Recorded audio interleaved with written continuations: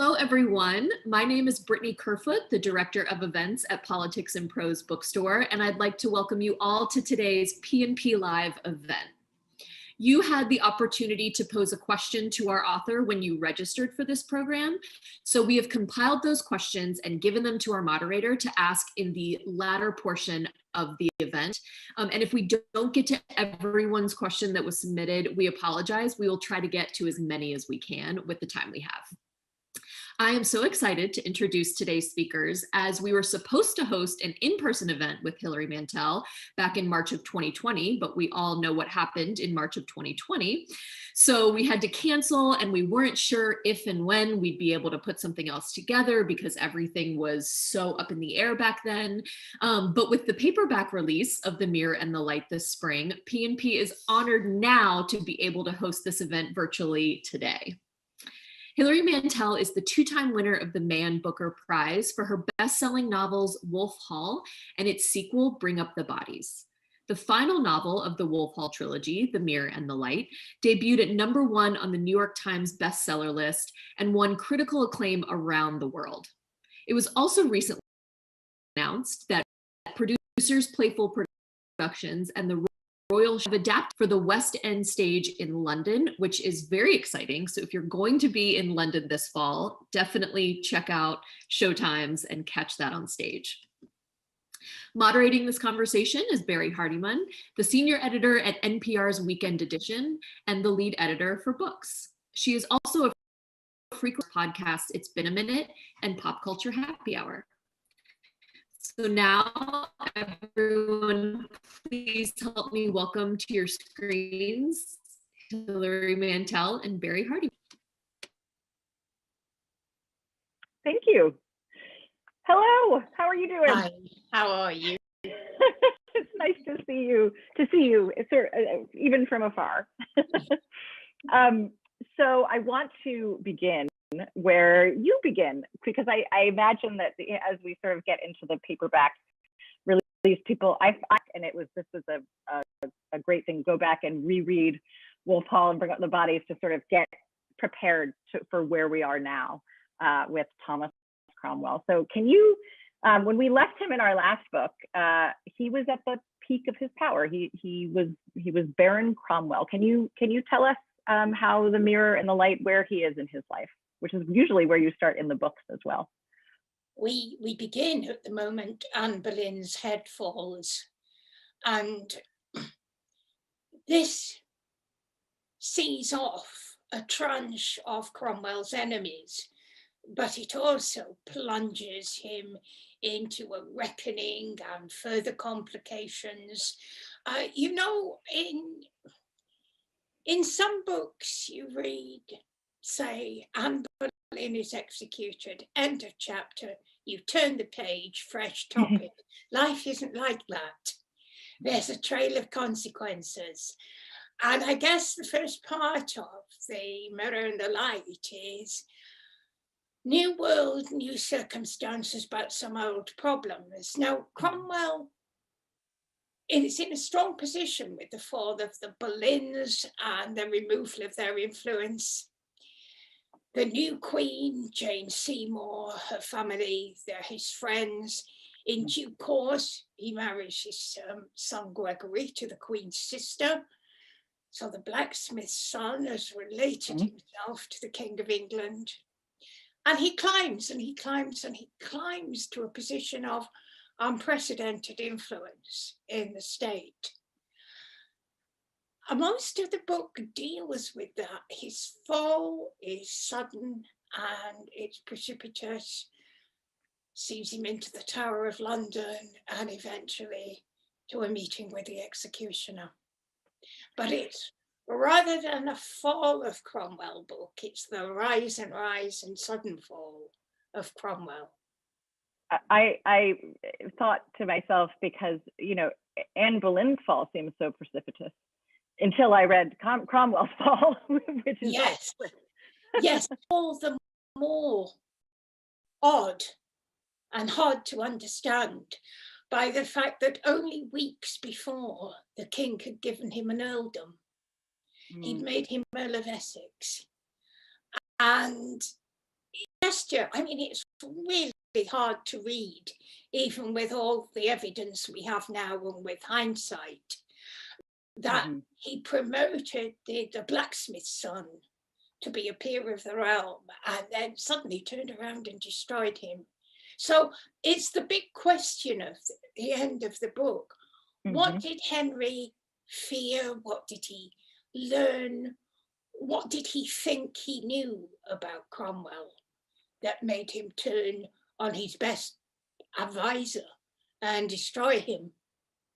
And with such, or was it just a capricious and cruel moment? I imagine that, knowing that as you were writing to this, finale, which, as when you write historical fiction, you're still there, the broad strokes are there. You knew you were going to write to the earldom and then the eventual execution.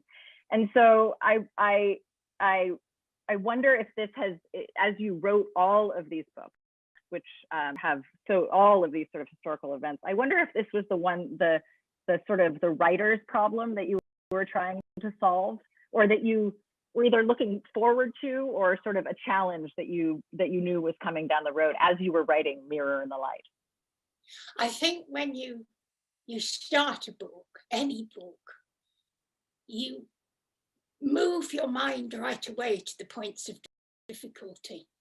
Oh. You go right to the problem and you start unknotting it, because that's where the energy resides. Yeah. If you can unleash that energy into your book, you've done a lot of the work. So obviously I have been thinking, okay, I don't understand this. Nobody understands it. Cromwell doesn't understand it. Right, and Henry doesn't understand himself. But what we can do is, moment by moment, sticking so closely as we do by Cromwell's side, we can ask ourselves how it feels moment by moment. Yes. So as opposed to the problem, you are approaching the problem behind Cromwell's eyes, essentially. Yes, I think that's the way the whole book is, the whole trilogy is written. 100% from that position. And it's, we have I'll get to it. We have such a nice question about this from audience that I will get to later, because that it is such the point of view is unique. It is so much. It is so interior. It is hard not to feel like Cromwell when you are reading these books, which makes the end of this one really hard. But I think, that happened right from the first line of Wolf Hall. So now what we've got is a boy, but we don't know who he is. He's just a person lying on the ground, and he's being beaten up, and he's almost beaten to death. And he's thinking, I've got a few seconds and I'll be dead. Yeah. And this is the 15-year-old Cromwell. And we're right there behind his eyes. He can see his own blood. And you can readily grasp how that moment right at the beginning relates to what happens 40 years later, when he goes to the scaffold. So the whole story's framed by those moments, and that voice in the end, so now get up. And the viewpoint, once that was written, then the choice of viewpoint was made. And of tense as well, because when is it happening? Well, now, just as if it were the cinema, it's unfolding in the present moment. It turns the reader into something more than an observer, more into a kind of camera, if in that particular. It's really very strong, and it's one of the things that makes pacing in these books so intensely felt, because you do feel in it. And what I think is sort of interesting about the first two books, Bring Up the Bodies and Wolf Hall, are really books of action. A lot happens, Yes. and it happens quickly. It is a blur. I mean, particularly the end of Bring Up the Bodies is a blur of events. And as you say, we pick up right at the, on the scaffold with Anne Boleyn. We've seen Anne Boleyn right where we left off. But there's a sort of a slow and dread-filled, slow is the wrong word because it still is propulsive, but the pacing has a kind of dread to it. And it seems to me, as from the position that you have given us behind Cromwell's eyes, almost that the entire book that he may know that a reckoning is coming. I mean, he's such an observer. It seems that he must know he will not survive this king. Do you think that's true? I think he had the example before him of Cardinal Wolsey, who had been his patron and who was everything to Henry, more of a father than his own father, that he destroyed the cardinal. And I think that he is in a position of dread. It's a very good word, because he knows that as the years go by, Henry is becoming sicker. He's in chronic pain. He's no longer, he was always an angry man, but now he has spells of irrationality. Advisor could negotiate. And so now with Henry, you're waiting for a good day. But it only takes one bad day and one word from the king. Exactly. Yeah. And at the very end of the book, he's thinking, if I can only get to the king, if I can come to him in person, he'll remember, it's me, it's Thomas Cromwell. I'm flesh and blood. I'm like your brother, you can't destroy me. But of course, Cromwell's enemies make sure that such a meeting can never take place.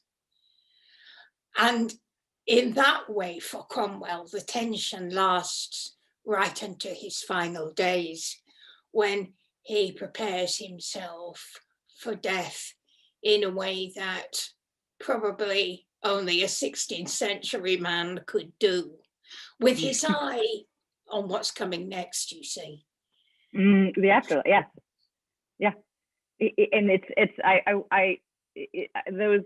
interesting how much we're talking about the end of this book, because there's so much that happens. But I do think there's something to that, because again, there is this inexorable pull.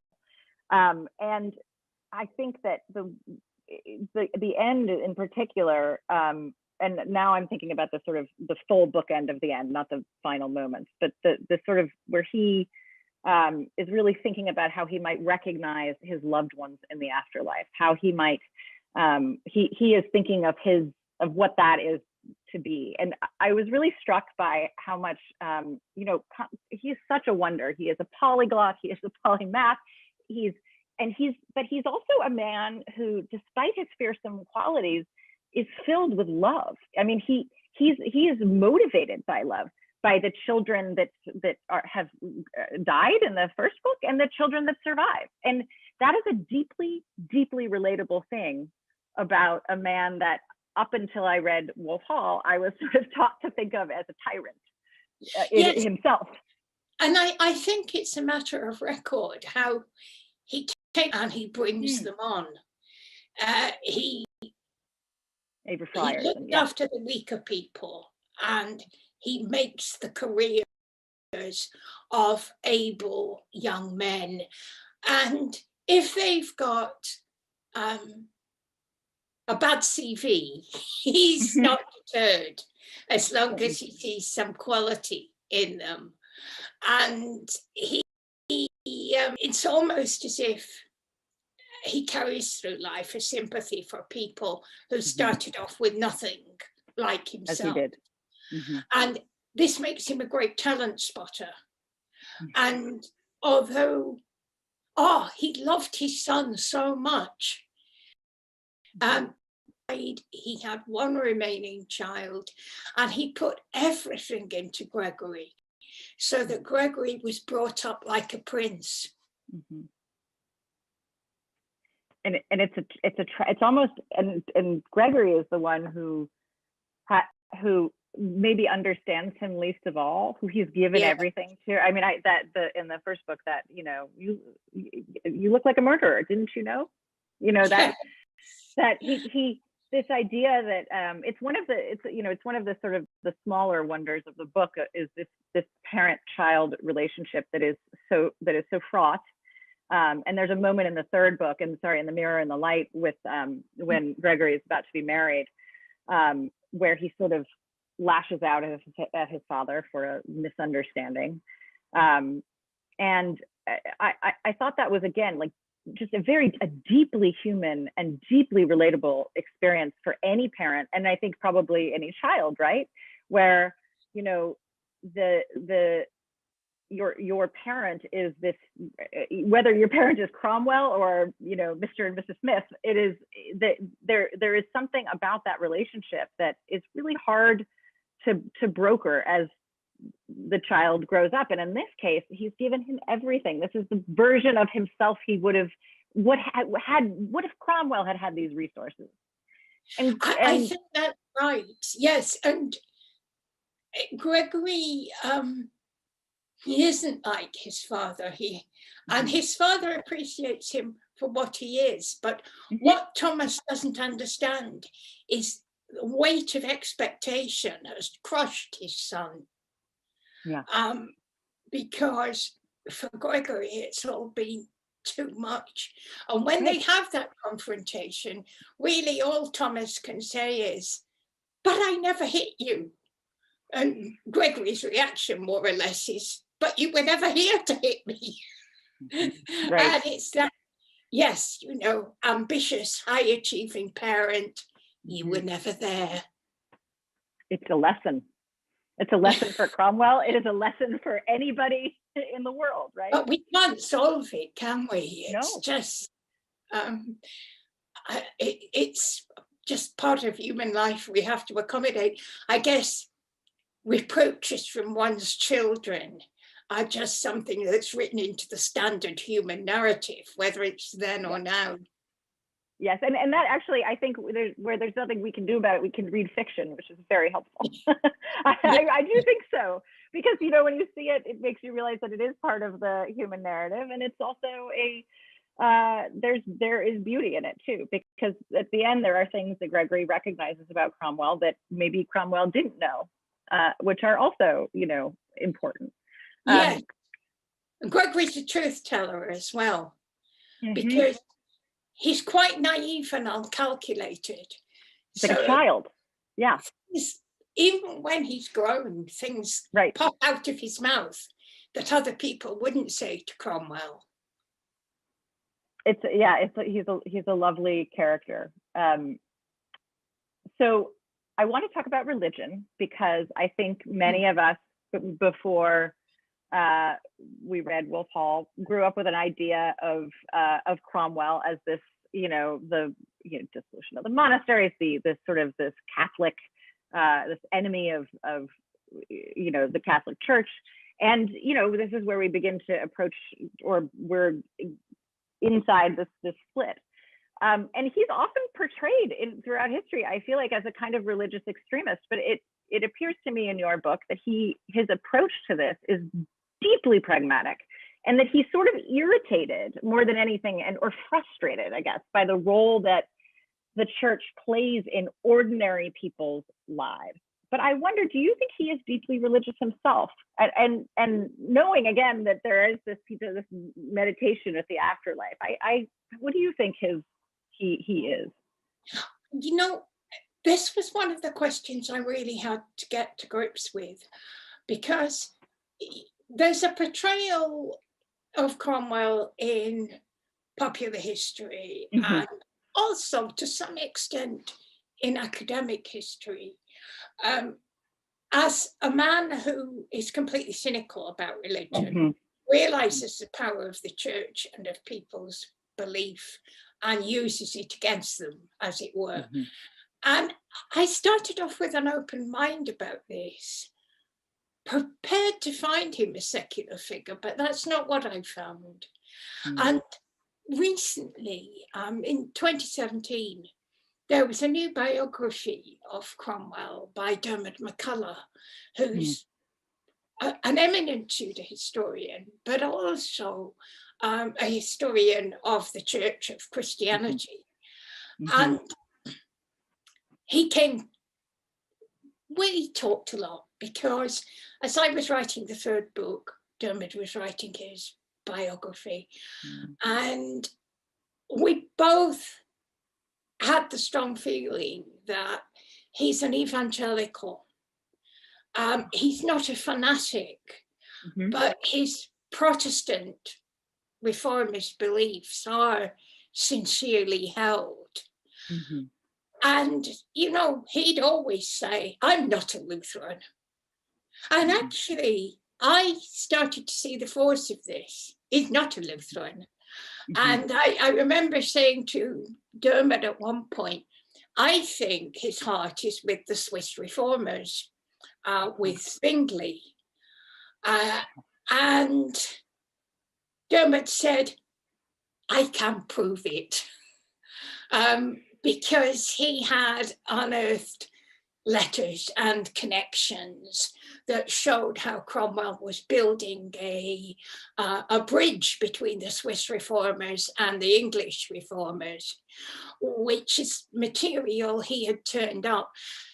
It's wonderful when that happens, that the novelist has an instinct but doesn't have the expertise. The historian hits on something, and then, you know, if you can work together, that's really wonderful. Because you know, Dermot was kind enough to say that in turn I had alerted him to the strength of the relationship between Cromwell and his patron Cardinal Wolsey. In these books, although Wolsey departs about a third of the way through the first book, he's never really dead. He's never gone, talking to Cromwell. He's always there inside him. And in practical terms, there's a continuity of policy. And I sort of felt the kind of emotional push and force of this connection. And then, you know, Dermot picked up on that and worked on it from a historian's point of view. And it's great to think that we're no longer enemies. You know, we're not trying to operate across some fact fiction divide. We are actually trying to come together in the great project of envisaging the past and listening to it and bringing it back to life.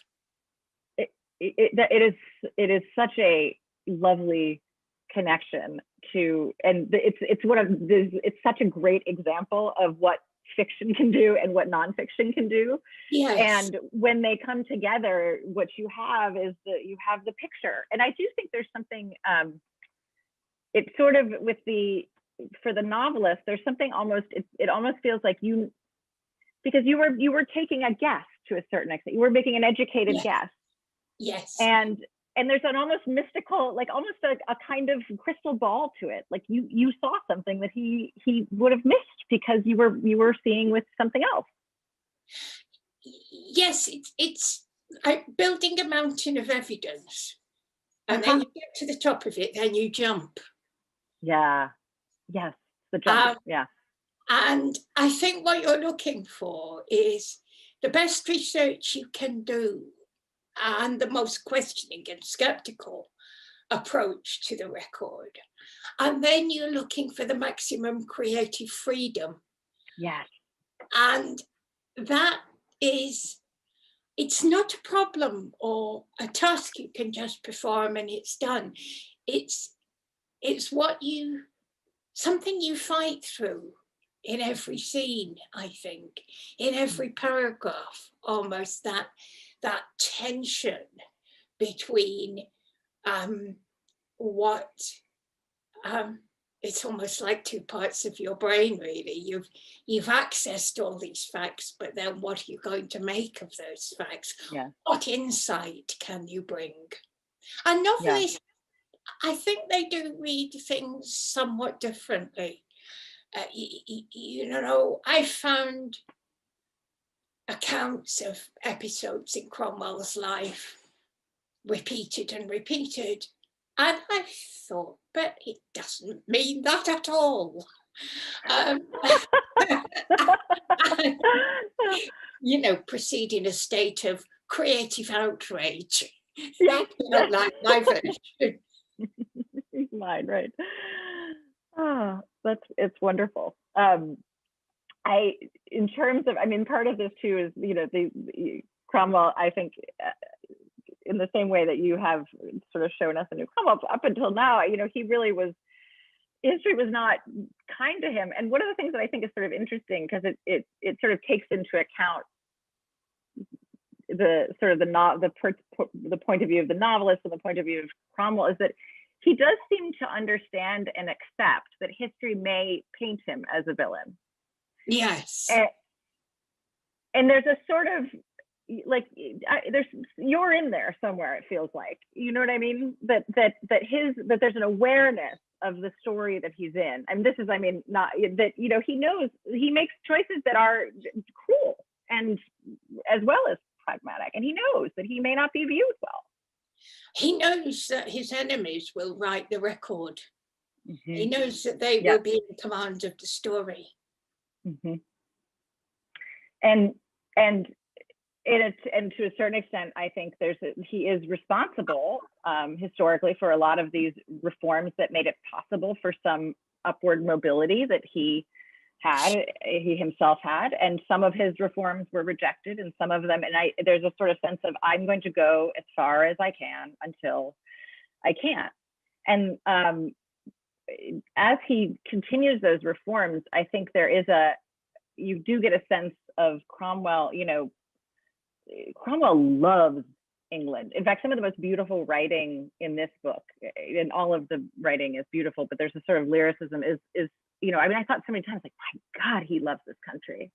And it was hard. I wonder, it's hard not to see that as something that you, there's a kind of, you know, his feeling for the country and the people is deep. It's an odd project for me in a way, because I've never written about English history till I wrote this trilogy. Oh, right. I've written about France, and I've written about Ireland. But I think growing up in the north of England, and as someone of an Irish Catholic heritage, sure, I'm not sure I ever felt English. It was other to me. It belonged to non-Catholics and Southerners, and it was a phenomenon that I stood outside, I think, and look at it. And I suppose you might make the analogy with Cromwell, because he actually, from the age of about 15, he was living in Europe. He kind of lost his Englishness, then he regains it. And I had the sense of marching in and planting a flag right on the centre ground of English history when I started this trilogy, thinking, right, this is my time, but always feeling a bit like an invader. So there's a kind of dual viewpoint on things. And I think what Cromwell's done is he's come back to England, and he says, pick your prince. Yeah. He knows he's going to the top, and that he could have made a career in other countries. And in his more vain moments, he thinks, oh, well, you know, anyone would give a lot of money to have me as their counsellor, so I can just go abroad and become a counsellor to the emperor or whatever. But he has picked his prince, and he thinks Henry is the best of the bunch. And so I will concur that, by the way, you might not want to work for Henry, but you would not have wanted to work for the King of France or the Holy Roman Emperor. No. That's true. And so, you know, he's made his choice. Yeah. And he's wholehearted then. Mm-hmm. Just on very cold November days when the damp is seeping into him, he thinks about it, Hilly, and he thinks, I could have stayed there. I could have had my villa. I could have had my country place. I could have had my vines and my olives. And then he's dragged back to the present. And I don't think, yes, I do think he loves his country. I think he also loves his king. Yeah. Or at least he has a very good attempt at it. Well, he's writing the Book of Henry as much as you're writing the Book of Cromwell. Exactly. He has a secret book which he keeps, my fiction. He's writing the book called Henry, and this is a book of advice aimed at those who will come after him, because he knows there will be an after. Yeah. Yep. And it's really, this is how to keep out of trouble and keep serving the king. All power flows from the king, and every good thing that can be obtained for England and for the common people flows from the king. So that's his work day by day. His job is Henry. He has job titles, but really his job is Henry. That's right. He is more than, yeah. And it's interesting. It's so by the time you get to the last book, Henry is very hard. I mean, in the second book, he's quite hard as well, as for a modern reader, I suppose. Sure. But I certainly take your point that he does see him, he understands his youth. He has chosen to be this man's, counselor and to use him to achieve the end. But I also wonder, there are some moments with Henry, especially in the third book. I'm thinking of moments where where Henry has gotten to the point in his life where he cannot, I mean, this is always the case where he really cannot be wrong, and he is arguing, in particular when Cromwell is trying to, argues with him or he is in the position of watching the king argue points of religion. And it's very frustrating because it almost feels like with Henry, the window for the good that can flow from him is closing. Yeah. And isn't really till about quarter way through that not a quarter way through, but through well into the book that we really hear him being almost a tiny bit disloyal in his, because he really isn't very disloyal in the other, despite all of the blood on Henry's hands. Yes, he can't help but look beyond Henry, because there are all the things that might happen to anybody, the plague might come along and take you off in a day or two, or he might any pandemic, horse, right. He might fall off his horse and die. But the king himself is also obviously no longer in good health. And no one quite knows what's wrong with the king either. So Cromwell's got to look beyond that. And, first of all, he cultivates the Duke of Richmond, Henry's illegitimate son. Possibly, Richmond will be made the heir, but then Richmond goes and dies. So who have we got next? We've got the Princess Mary, Henry's grown-up daughter, by his first marriage to Catherine of Aragon, who's loved by the people because she's the daughter of a real princess. She's the real thing. She's the real thing, they think. And if Henry died at some point. You know, there's nobody's going to vote for the baby Elizabeth, who is Anne Boleyn's child.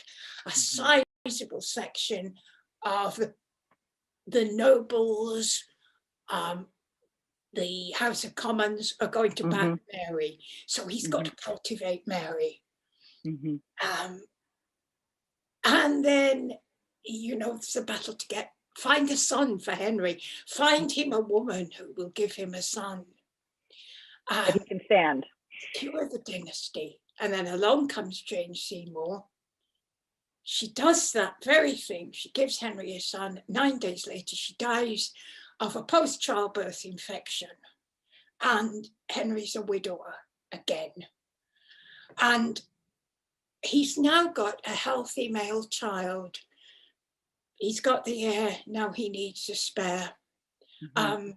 Edward's a strong, healthy baby, but babies can be gone in an hour.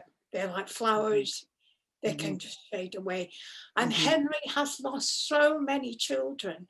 Yeah. And Jane, I think he sincerely mourned. It's always hard to tell with Henry. But he was the wife, she was the wife he was buried with. Yeah.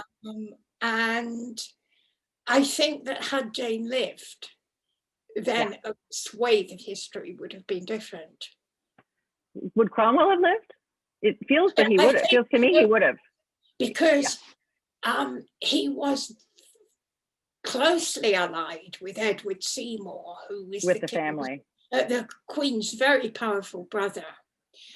He married young Gregory into the Seymour family, and thus in an almost sort of incestuous knot, he'd bound them all together around him. Yeah. And it would have been very hard then to displace the Seymours. After Jane's death, they still exercised a great deal of power, and even Gregory did as the uncle of the future king. But of course, it wasn't the same as if Jane had been by Henry's side. She's such an intriguing character, and we know so little of her. And it's always been assumed, and again, I find this really offensive, that because there isn't much about Jane on the record, that means there was nothing to know, and that she was a sort of stupid woman with nothing to say for herself. And so I set myself to recreate Jane Seymour, not falsifying the record, working with what there was, but again, trying to imagine an all-round human being from those little scraps we have. It's like, you know, you find a few scraps of material and then you go make her a dress. Right. It's one of the real pleasures to find Jane, especially, I mean, there's so much to Jane that in the first book, Cromwell was quite interested in her. Yes. You know, there's a kind of a frisson. This is what I mean about incest. You know, and then her sister, right? Yes. Yeah. He's really drawn to her. I love that. And then he realizes that Henry's interested in her. And so, you know, oh, hey, she's got a sister. And certainly in my telling, the sister, Elizabeth Seymour, is really confused about which Cromwell she's supposed to marry. Yes. Because her brother is so clipped and elliptical in his discussion of this marriage that she really believes she's marrying Cromwell Senior. And actually, there's that moment where they get into a hideous sort of semi-comic, semi-tragic misunderstanding about what's happening. And of course, again, that's my novelist's invention, but I wanted to say something about the way in which marriages were brokered. Yeah. And Elizabeth Seymour is simply told, do your duty by the family. You marry your Cromwell. In fact, she and Gregory seem to have been very happy about it because their first child was born 6 months after the wedding ceremony. Oh. So, that's right. well done. And they then went on to have a very large family in very a bunch, right? succession. Yeah. It's interesting too. As you say, about the way that marriages were brokered. One of the things that Cromwell understands, and I can't remember which book it's in, but he said there's something where he said somebody says something about women, and he says, "Well, the women are the whole thing. That's the whole 9 yards." Like he says, that's the whole. They're so important. That's why I cultivate them. And that's right, yes. He says it's all about the women. What else is it about? Because if you're looking at Henry's reign, his whole reign is the search for the right woman.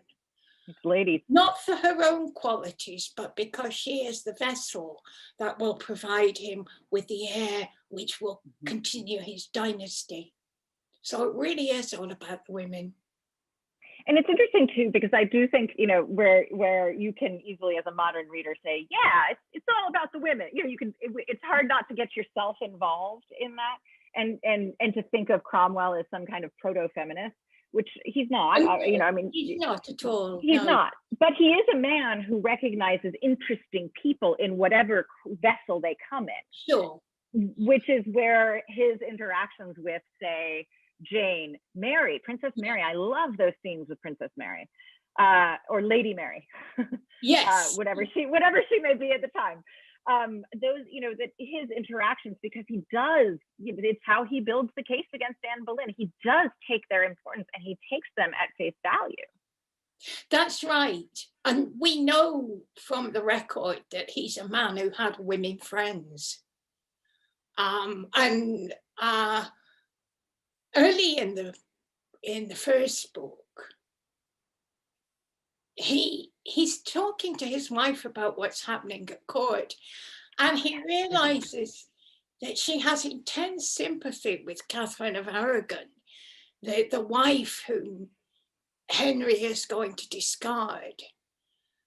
And he thinks about this, the way one woman will have empathy for another who is very removed in circumstance from herself. And Liz says to him that every woman will feel for Catherine who's had a child and lost a child.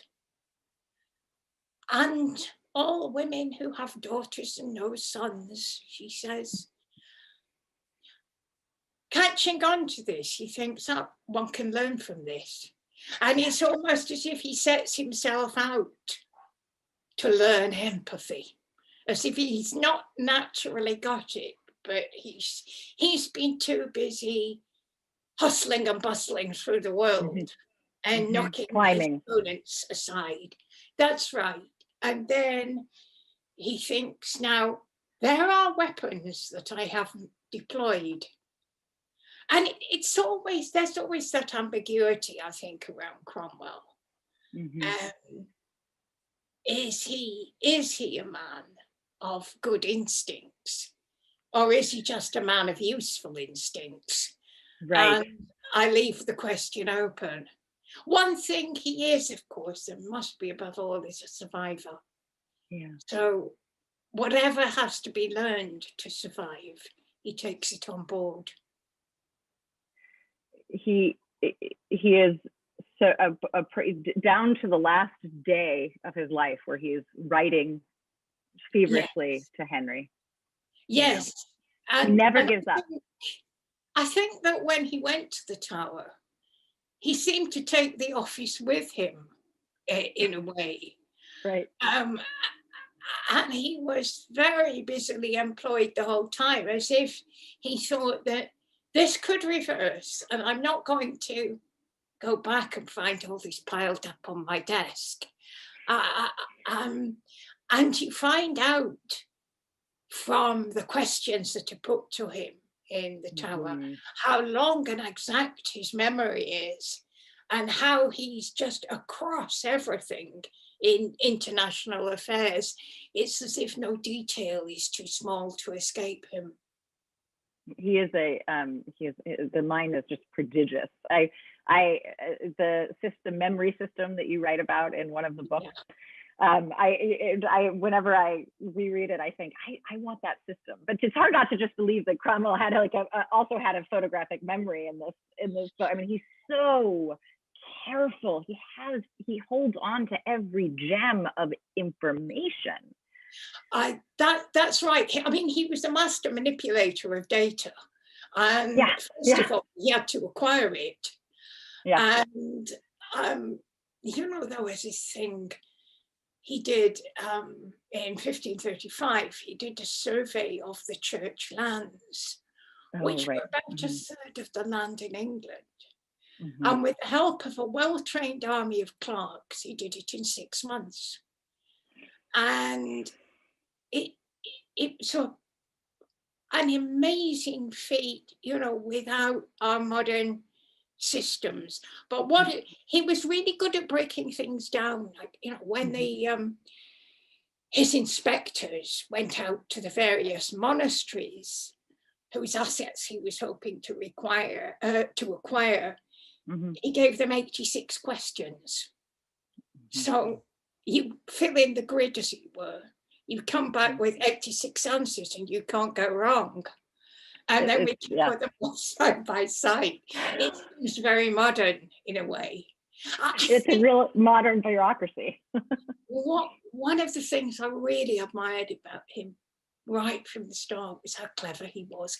He just intrigued me, somebody with that quality of mind.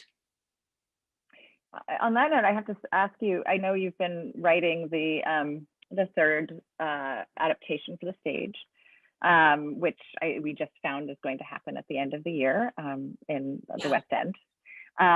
And I have to, you've been with Cromwell you've been living with this for so long, and then you've been writing again, but now you're done with Cromwell, I assume, or will you never be done with Cromwell, or do you miss him? I don't know. Well, there's a way to go, because as you say, this last year during lockdown, I've been writing the stage version along with Ben Miles, who is going to play Cromwell, who was Cromwell in the 2 previous plays and also read the audiobooks. So here's someone whose life is almost as much devoted to him as mine is. Right. Ben was actually on Broadway in the Lehman trilogy when lockdown came. Oh, interesting. And so he found himself back in London. I'm in Devon, in the country in southwest England. So we decided to write a play by email. It was a bit crazy, really, because we imagined being in a room and talking every line to each other. Instead of that, we had one meeting in the course of our writing when we were released from restrictions for a few weeks. But we've done it, and we start rehearsing in August. So I'll be bound to Cromwell maybe into next year. There will be a TV series, but again, that's sort of set back by what we've all been going through. So I'm not quite sure when that's going to happen, but it is in the works. The same creative team are committed there. Oh, so wonderful. I think he's going to be in my life. I've not had the chance to miss him, put it that way. That's what I was going to ask. Yeah, it's so much because you are the one behind his eyes more than the reader. I have to imagine that he is a very present person in your life. It starts again really with live theatre. Yeah, I imagine. Yeah, every night a new Cromwell, as it were. Right. So I think at this moment I will take this opportunity to ask some of the questions that our audience sent for you, and they are very good. In fact, so good that I think I may have accidentally asked you one already. But so let me go back here. Okay. So, and I don't have names, but this is a bit about this sort of the third person pronoun. How did you, which we've sort of discussed, but how did you come upon the technique of relying so heavily on the third person pronoun for referring to Cromwell, often instead of his name? I loved it. It made the third person point of view so very intimate, and I haven't seen it done elsewhere. I think it came from that very first paragraph. As I said, the boy on the ground, and you're looking through his eyes. And after the reader, had been inside his head in that way, it seemed a little false to start referring to him as Thomas Cromwell, as if he was someone we hadn't met. Because we know him rather well. And so in the first book, I called him he. And he is Cromwell, unless you're told otherwise. And then it became part of a patterning, because in the second book, as he rises in the world, and he's no longer a private person, but a public person, he then becomes he Cromwell, as if he has to recognize and notice his public persona as well as his own personal self. And then in the third book, it becomes he, Lord Cromwell, as if he can't quite believe it, you know, as if he's standing across the room, witnessing himself, not any longer just a name, but a title, and not any longer just a private person, but someone who history possesses. Yeah. And so that little decision that I hardly knew I was making became in the end another way of telling the story. I'm fascinated by ourself, our private self, and the self we send out into the world. And also what happens when a person becomes famous and becomes a public possession. And Cromwell's, in those days, okay, no mass media, nobody even knows what he looks like. And out in the country, he has what I guess you could call a satanic profile, which is absolutely nothing to do with the real man. So I am interested in how one functions in these gaps between perception and reality. I am thinking too of how Henry, who is a public figure, but his public figure and his self are merged in a way that are, because he is the king, in a way that's so different than Cromwell, and that space. It's so, yeah. When he is, no matter what. Yes, he sits side by side with the king so often. And this is the mirror aspect of the book. Right, the reflection, yeah. He's always holding a mirror up to Henry in the hope that what will be reflected will be something good, not something bad.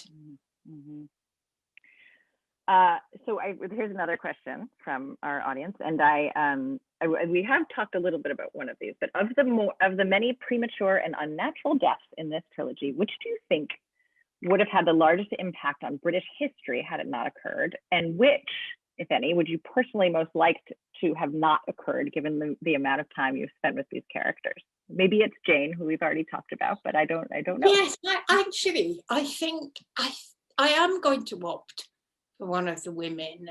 I think it is Jane, not just because of the influence she would have had on, on Thomas Cromwell's career, because as I say, he was practically married to the Seymours by this stage. But what happened after Jane's death was that Henry found it incredibly hard to find a new wife.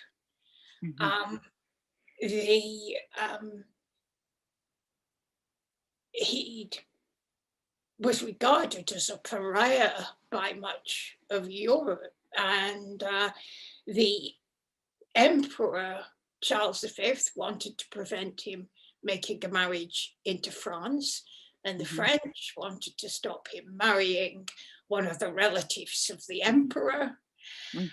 And Cromwell was scouring Europe, and he came up with a brilliant contender from Cleves, a small but very important dukedom. And Henry was all for the marriage, but it took 2 years to set it into place. And then when Anne of Cleves arrived, it was a complete disaster. And again, my version of it rather cuts against the orthodox version that has been handed down to us. But I think, you know, had Jane lived, and if she'd been able to provide Henry with another heir, then he would have been spared more marriages, spared human heartbreak, and maybe emerged as a more reasonable character. You know, it's possible that Jane was one of the people who could have kept him calm. She certainly did seem to have that personal quality, being a peacemaker. We see how hard she tried to bring the Princess Mary and even the little Princess Elizabeth into the family, and to create a family. She's such a good stepmother. And then, you know, her death was, childbirth was so risky, and to get through it wasn't enough. It was to survive the next couple of weeks. And Jane, she was well enough to sit up and be seen in public and to have her moment of triumph, but then she fell ill. And this is exactly the way Henry's mother had died. His mother Elizabeth had also died with a late child, and after 9 days, like Jane. And Henry, I think, was much closer to his mother than many princes of the time, because he himself hadn't been intended to be king. He had an older brother who died in his mid-teens. So Henry's upbringing had been more, as they said, with the women, than whereas the heir was whisked away and groomed for the masculine world. And you know, there's this pattern of personal loss. Behind the king, there is a man.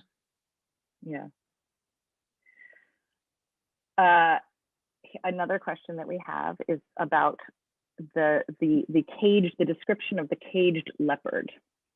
And this listener wants to know if that's Henry VIII. I thought that it was maybe Cromwell. Tell me who the caged leopard is. The leopard's real. Cromwell was sent a leopard as a gift. We don't know where it came from, and my best efforts have not enabled me to find out who sent it. But you can imagine its journey. And we know about the leopard because the young boy Dick Percy, who was a member of the household, was given a budget for feeding and looking after the leopard. And that was he was promoted from dog keeper to leopard keeper. We don't know what happened to the leopard. But feeding it was an expensive proposition. I imagine, yes. I think I think it's Cromwell. I think it's his spirit caged. In the novel, there are a lot of animals in the 3 novels. And we start off in Wolf Hall with a kitten called Marlinspike. And it's as if that kitten grows and grows and ends up as the miserable caged leopard. And I think what those animals all represent the instinctual selves of the characters, because they are so much confections. They are courtiers. So in a way, every particle of their persona is calculated and false. It's another way of saying we're all animals. Inside us, an animal spirit is caged. And it's another reflection, I feel like, the kitten and the leopard, and there's a lot of reflections and a lot of mirrors. That's what the title's about, really. The system of mirrors set up through the book. And it has to work at one level in the portrayal of public events, and at another level in those tiny movements of the heart that are a kind of flicker in the corner of the frame. I'm sad to say this is our last question, but I think it's a nice note that our audience wants to end on. This is almost unfair, because Cromwell is so much a product of his time. However, it is hard. This is one of these questions that it's hard not to sort of wonder about. If Cromwell were alive today, what would he be doing? He'd be a globalist, for sure. He certainly would. And I think you're absolutely right with his command of languages and his understanding of a wider world. I think he'd be operating on the international stage.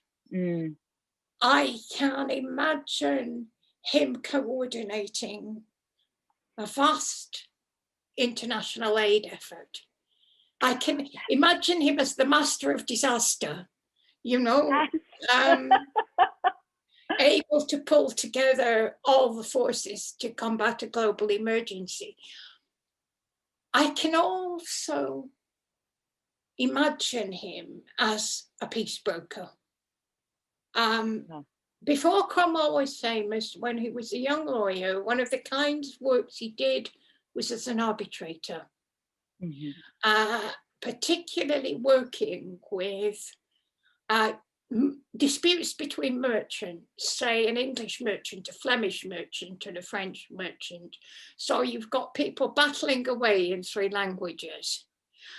And you can see, as his career advances, how he is able to get people to the table, to not maybe resolve their differences, but he is the one who is always regarded as the reasonable man. And so you would hope that there'd be a peacemaking role there for him on the international stage. I love that. Let's not forget, he'd have made a lot of money, by the way. A captain of industry, certainly. I can't imagine him ever neglecting his own and his family's interests, because from that background of insecurity, you don't. You always have your eye on the bottom line, I think. Yep, I think that's right. I love that we have ended with Cromwell going to the international peace broker. We've really rehabilitated him. Oh, thank you. Yes, I think we have. That's great. Thank you very much. It was so nice to talk to you. It's good to be with you in person, but I've really enjoyed it. I should keep, sorry, I didn't know if I was going to let Brittany, but yes, this has been really, truly an honor. Thank you both so much for talk to you forever. Thank you both so much for doing this. And thank you to our audience for supporting independent bookstores by purchasing your book through us. Your support is so necessary, especially now. And thank you all for coming and watching tonight. This was a lovely conversation. Thank you. Thank you.